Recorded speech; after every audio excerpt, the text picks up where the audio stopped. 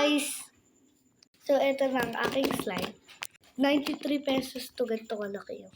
Pero medyo unti lang naman. May kasama siya sa loob, nilaro ko na kasi siya. Ayan, dalawa dapat to, kaso nawawala isa.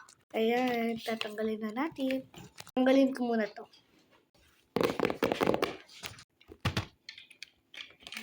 Ay, kapag ka, dito lang pala bubuksan. Bright green siya sa video, pero di naman siya masyadong bright sa akin. Kasi nga, naka-filter ako. Yung vibrant color. So, texture, medyo, ano siya, thick. Medyo thick.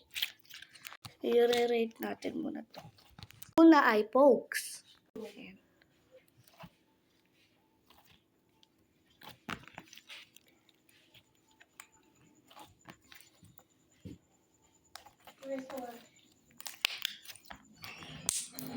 Hindi ko siya masyadong nagustuhan kasi medyo nga thick yung slime. Kasi madami din to eh, oh. So, rate ko sa kanya ay mga 4 karan. Sunod ay stretch.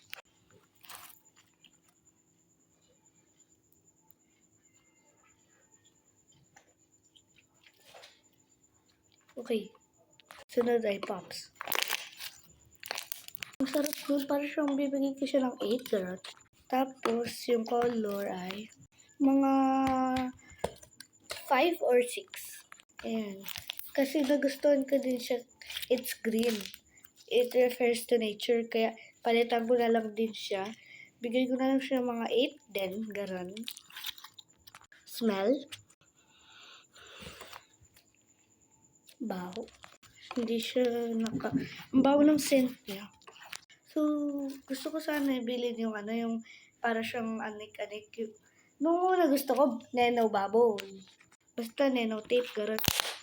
Sunod, nagustuhan ko to kasi nga malaki.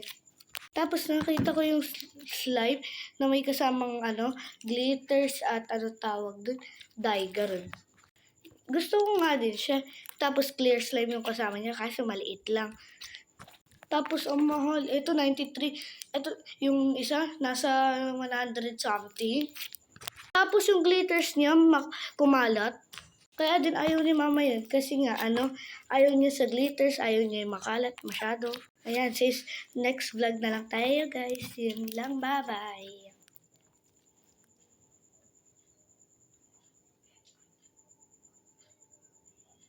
Bye!